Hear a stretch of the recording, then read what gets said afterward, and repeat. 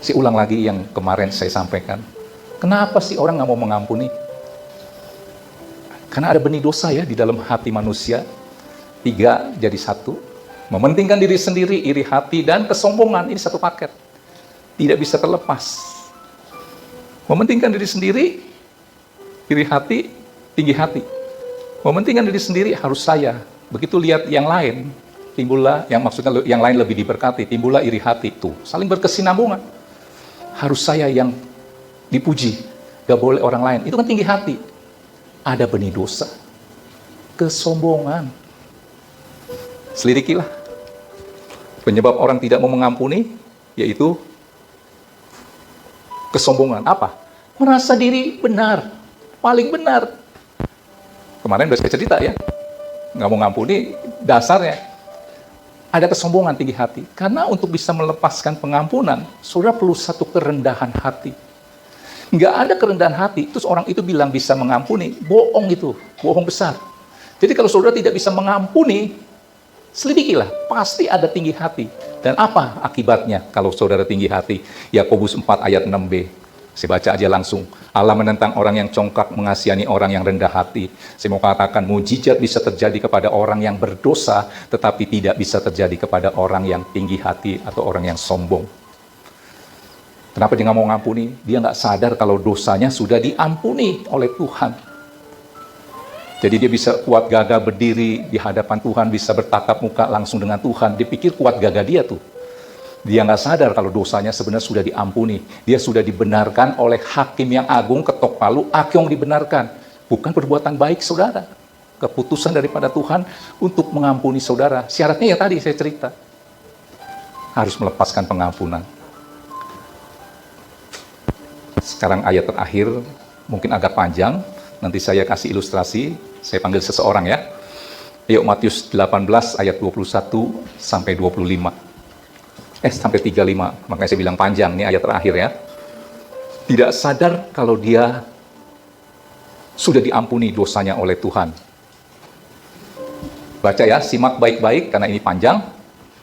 Kemudian datanglah Petrus dan berkata kepada Yesus, Tuhan, sampai berapa kali aku harus mengampuni saudaraku jika ia berbuat dosa kepadaku?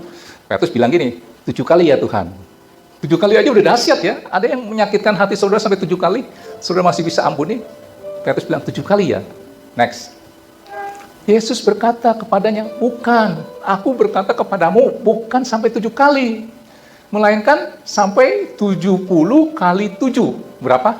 490 kali. Ada nggak orang bersalah sampai 490 kali? Nggak ada ya. Maksudnya tiap hari berbuat dosa, 1 tahun aja cuma 365, berbuat dosa, nyakitin orang 365, bayangkan. Ini 490, terus next. Nah, Tuhan kasih satu perumpamaan. Sebab hal kerajaan surga seumpama seorang raja hendak mengadakan perhitungan dengan hamba-hambanya. Kita ini hamba-hambanya ya, terus. Setelah ia mulai mengadakan perhitungan, dihadapannya lah seorang yang berhutang 10.000 talenta, si Akyong. 10.000 talenta, Akyong, kamu berutang kepada saya nih, raja ya, 10.000. Nanti dihitung, 10.000 itu berapa? Terus, tetapi karena Akyong itu tidak mampu melunaskan hutangnya, raja itu memerintahkan supaya ia, yaitu Akyong, dijual berserta anak istrinya dan segala miliknya untuk membayar hutangnya. Next. Maka sujudlah hamba itu. Akyong sujud menyembah dia, katanya, sabarlah dahulu, segala hutangku akan kulunaskan. Terus apa? Lalu tergeraklah hati raja oleh belas kasihan akan hamba itu, sehingga ia membebaskannya dan menghapuskan hutangnya. Akyong dibenarkan, ketok palu. Jadi orang benar, Akyong, hutang kamu 10.000 talenta lunas. Terus. Tapi ketika hamba itu, si Akyong keluar nih, dia ketemu dengan seorang hamba lain, si Asyong misalnya, yang berhutang cuma 100 dinar. Dinar loh ya, bukan talenta ya. Kepadanya, Akyong nangkep si Asyong dan mencekik kawan yang namanya Asyong itu, ngomong begini, Syong, lu mau bayar gak utang lu? Kurang lebih begitu ya. Terus, maka sujudlah si Asyong, namanya Akyong yang punya utang 100 dinar. Dan memohon kepadanya, sabarlah dahulu. Seperti Akyong tadi ngomong sama raja kan, sabarlah dahulu gitu kan. Sabarlah dahulu, hutangku akan kulunaskan. Terus, apa respon dari Akyong? Tapi ia menolak dan menyerahkan kawannya itu ke dalam penjara sampai dilunaskan hutangnya. Terus melihat itu kawan-kawannya yang lain sangat sedih, lalu menyampaikan segala yang terjadi kepada tuan mereka, ya, yang udah ngampuni si Akyong nih, utangnya 10.000 talenta dilunasin. Terus raja itu menyuruh memanggil orang itu dan berkata kepadanya, "Hai hamba yang jahat, seluruh hutangmu telah kuhapuskan karena engkau memohonnya kepadaku." Next. Bukankah engkau pun, nah ini, harus mengasihani kawanmu si Asyong itu, seperti aku telah mengasihani engkau. Terus, maka marahlah tuannya itu dan menyerahkannya kepada algojo-algojo sampai ia melunaskan seluruh hutangnya. Sampai 34 ya. 35 satu lagi. Maka Bapakku yang di surga akan berbuat demikian juga terhadap kamu, apabila kamu masing-masing tidak mengampuni saudaramu dengan segenap hatimu. Saudara gini, anggap siapa ya? Ya, Pak Joni dah ya. Ya. Akyong berhutang 10.000 talenta. Pak Joni berhutang kepada si Akyong 100 dinar. 10.000 talenta, ternyata itu adalah, satu talenta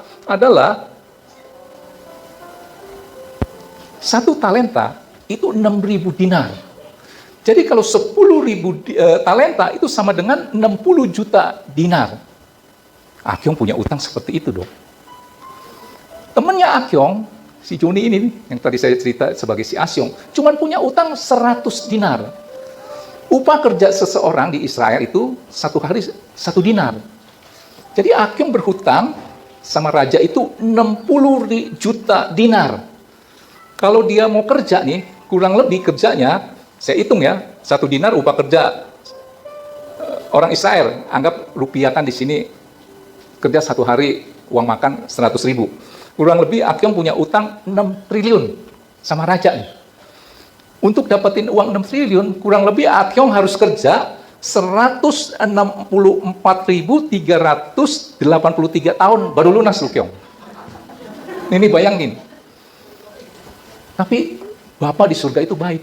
Udah dah Kyong, utang kamu yang 6T, kalau kerja harus, tadi saya katakan 164.383 tahun, baru lunas. Udah, saya lunasin. Akyong keluar dari tempat pengadilan itu. Ketemu si Asyong, yang sekarang saya ganti namanya si Joni. Utangnya cuma 100 dinar. 100 dinar artinya 100 hari kerja. Upah 1 hari, 1 dinar itu upah 1 hari. 100 dinar berarti upah 100 hari kerja, kurang lebih 10 juta. Akyong gak ada belas kasihan, maksain si Joni yang tadi saya gambarkan si Asyong. Lu mau bayar gak utang lu? Yang 10 juta. 100 hari kerja. Gak mau bayar, mohon kan si Asyong ini yang saya gambarkan si Pak Joni, mohon belas kasihan, sabar nanti saya ganti. Dicekek si Joninya atau si Asyongnya. Sudah nangkep gak? Saudara mau coba dengan perbuatan baikmu, bayar hutang yang tadi saya cerita, 10.000 talenta, 1 talenta 6.000 dinar. Aduh, nggak sanggup saudara. Makanya saudara disebut hidup di dalam kasih karunia Tuhan. Mau coba masuk surga dengan perbuatan baik, Akyong tuh harus kerja 164.383 tahun, baru bisa lunas. Baru bisa dapat surga lah, kurang lebih begini. Kurang lebih begitu ceritanya. Terlalu susah, Tuhan tahu, lu itu terlalu susah untuk mendapatkan surga dengan perbuatan baik. Makanya Tuhan kasih gratis. Itu disebut apa? Anugerah. Lu terima dulu anugerah, lu terima dulu surga, baru berbuat baik. Jangan dibalik. Rajin lu beribadah, rajin lu berbuat sosial ini.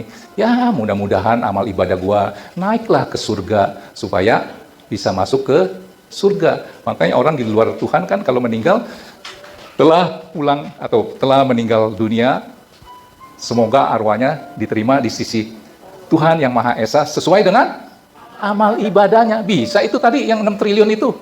Nggak bisa. Tuhan kasih gratis. Tangkap sesuatu? Saya kasih ilustrasi yang tadi. Kalau belum jelas, saya gambarkan begini. Kyong kemari, Kyong. Akyong sama Pak Joni deh, ke depan, nggak apa-apa. Ini biar jelas.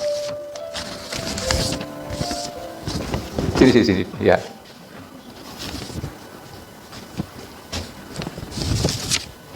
Ini utangnya si Asyong. Sinian dong, sini yang biar kita lihat. Ini utangnya Akyong. Berapa? 6 triliun. Kerja harus 164 ribu tahun, 383 tahun. Iya, 164.383 tahun. Kyong, utang lu segini nih, Kyong. Bayar. Dibilang, saya nggak sanggup. Minta belas kasihan. Saya bilang apa? Ya bisa, gampang kok. Itu apa, Kyong? Utang si Asyong kan, 100 dinar. Supaya ini bisa saya sobek-sobek dan nggak berlaku lagi. Gampang, Kyong. Kasih Pak Joni sobek-sobek gitu. Uang. Iya. Begitu mudah kan? Hidup dalam kegelapan, mau bikin ini terang. Gampang. Naikin saklar di bawah. Kemarin saya sampaikan begitu. Semudah itu. Iya, semudah itu. Masalahnya bukan saudara bisa atau tidak. Mau atau tidak. Bayangkan kalau ini Akyong yang nggak mau bilang, ambil Pak, coba ambil ditahan. Nggak bisa. Bisa nggak ini dapat? Kuncinya cuma lepasin aja, Kyong, lepasin aja. Yang happy kamu kok, itu kan sampah busuk, kesalahan orang lain.